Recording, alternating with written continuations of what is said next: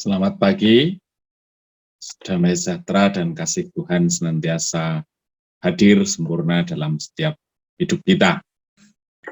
Bapak Ibu yang terkasih, pada pagi hari ini saya akan menyampaikan firman Tuhan dengan topik kita adalah anak-anak Allah. Nah, seberapa besar orang berani hidup membayar harganya sebagai satu respon positif atas karya keselamatan yang Tuhan sudah berikan, tidak pernah terlepas dari seberapa dalam memahami nilai kebenaran dari anugerah Allah yang sudah kita terima.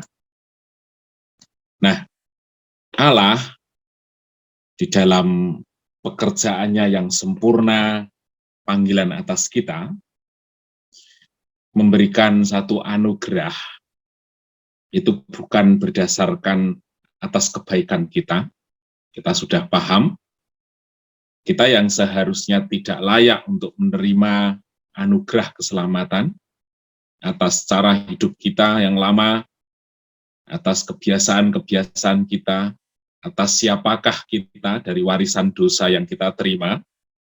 Namun karena kasih kemurahannya, Dia menganugerahkan anaknya yang tunggal mati buat kita. Ternyata anugerah Allah itu tidak berhenti sampai di situ, tetapi Allah memberikan kita satu posisi yang baru sebagai anak-anak Allah. Nah, tentu pengertian kita mengenai hal itu sangat menentukan seberapa jauh kita akan hidup dalam panggilan. Allah kita tidak intimidatif begitu ya, seperti pemahaman di saudara yang lain gitu.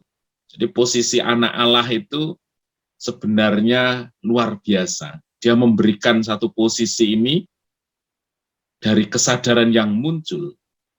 Kita akan memberikan atau kita akan mengerjakan kehidupan kita sesuai dengan status yang Dia berikan. Pak Mora kemarin ketika di Donorojo berbicara mengenai status anak-anak Allah begitu ya.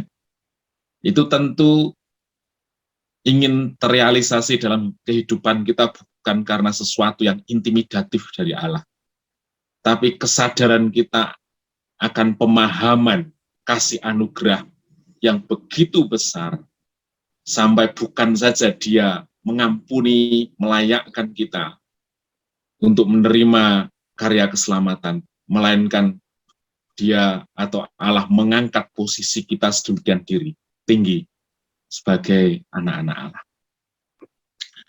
Nah, kita akan belajar dari 1 Yohanes 3 ayat 1 dan 2. Firman Allah itu berkata demikian.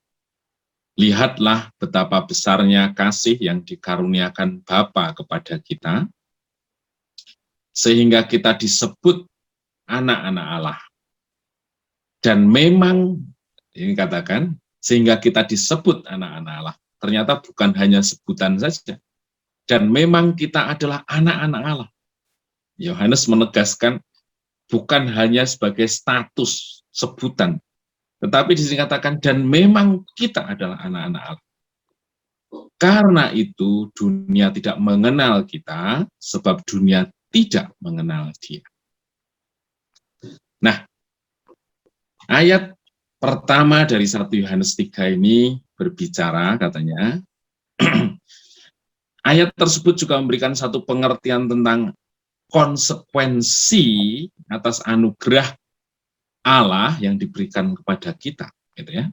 Jadi Dia memberikan satu posisi, terus karena kehidupan kita yang taat dan setia, itu bukan hanya posisi, melainkan hak maupun keberadaan kita sebagai anak-anak Allah. Jadi kata yang kedua, dan memang kita sebagai anak-anak Allah itu diteguhkan atau dikokohkan dengan status kita yang diikuti dengan ketaatan dan kesetiaan kita untuk hidup sama seperti Dia. Kemudian dilanjutkan dikatakan, karena itu ya, ada satu konsekuensi, yaitu dunia tidak mengenal kita sebab dunia tidak mengenal Dia. Ya. Nah, jujur seringkali kita selaku orang percaya tetap menginginkan eksis di dalam dua hal itu, berkenan di hadapan Bapa, juga berkenan atau dikenal oleh dunia ini. Padahal menurut saya hukum mengikut Tuhan berkaitan dengan status maupun kehidupan kita yang seharusnya sebagai anak-anak Allah, kita harus memilih satu atau nol, hidup di dalam Allah atau hidup di dalam dunia. Kalau sebagai anak-anak Allah ya kita hidup dalam Allah, begitu saja. Jadi tidak boleh ada cadangan hati kita untuk dikenal oleh dunia ini. Firman Tuhan itu mengatakan demikian. Nah, ada dua pertanyaan yang muncul kalau begitu. Pertama, siapa yang dikenal oleh dunia ini? Jadi ya tentu orang-orang yang tidak menerima kasih anugerah, yang hidupnya sama dengan dunia ini, sehingga mereka bagian dari dunia ini. Kemudian yang kedua, apa yang dikenal oleh dunia ini? Perilaku-perilaku kehidupan duniawi yang dikenal oleh dunia ini.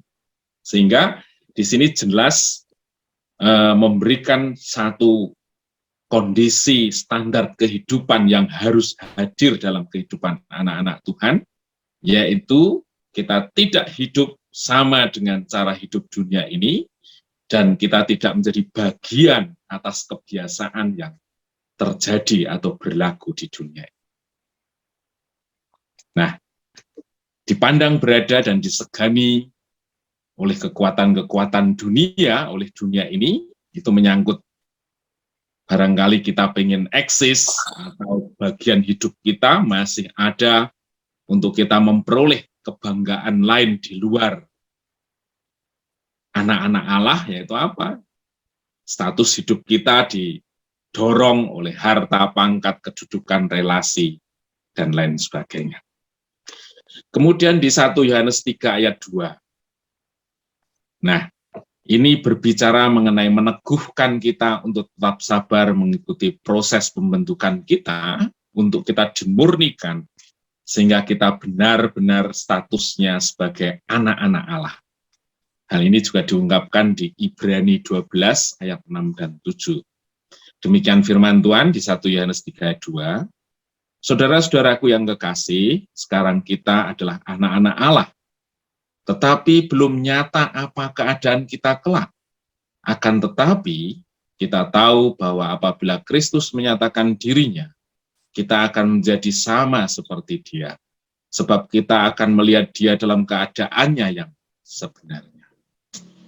Dalam proses kita terus dimurnikan, benar-benar diteguhkan sebagai anak-anak Allah, seringkali kita bertanya-tanya, apakah prosesnya benar demikian? Kok saya tidak pernah merasakan sesuatu yang berbeda secara ekstrim dari waktu ke waktu, gitu kan? Pengen kita ketika kita benar-benar menjadi anak-anak Allah, ya kehidupan kita langsung berpindah kuadran, gitu. Dulunya jahat, dulunya tidak hidup dalam kebenaran, dulunya sering mengingkari firman Tuhan, terus sekarang menjadi taat, setia, dan lain sebagainya. Kita juga tidak bisa merasakan lagi tekanan-tekanan dunia ini, sehingga seringkali kita bertanya-tanya atau bahkan meragukan, masa sih saya begini-begini sebagai anak Allah, sehingga kita rendah diri, sehingga kita secara tidak langsung kita mengingkari firman Tuhan di ayat 1 tadi, atau bertanya-tanya, ngapain sih kita ngikut-ngikut Tuhan? Toh hidup kita bisa punya pilihan untuk sama dengan yang lain, menikmati dunia ini. Ini diteguhkan oleh ayat yang kedua ini, ya. Tetapi belum nyata keadaan kita kelak. Akan tetapi kita tahu bahwa ketika Kristus menyatakan dirinya, kita akan melihat Dia dalam keadaan yang sebenarnya. Jadi saudaraku, kita sudah Tuhan lewatkan melalui masa-masa yang sulit. Kita semua merasakan tekanan-tekanan yang ada di dunia ini. Sebagian kita merasakan tekanan mengenai sakit, penyakit, kondisi-kondisi yang tidak kita harapkan. Tetapi ketika kita mengetahui nilai panggilan yang sesungguhnya, maka tidak mudah kita akan mempertaruhkan hati kita, kepercayaan kita, iman kita untuk sesuatu yang akan berakhir sebentar lagi. Tetapi kenyataan yang sesungguhnya, janji-janji Allah itu pasti terjadi. Ketika kita ada di dalam panggilannya, pada saatnya kita akan melihat bahwa Allah yang kita sembah, Allah yang membuat kita menjadi anak-anaknya, menyatakan diri dalam keberadaan yang sesungguhnya, sehingga terbayarlah sudah apa yang kita perjuangkan selama hidup ini. Terpujilah nama Tuhan. Selamat pagi semuanya. Mari kita siapkan hati kita untuk berdoa, membela negeri dan bangsa juga umat Tuhan. Mari kita berdoa.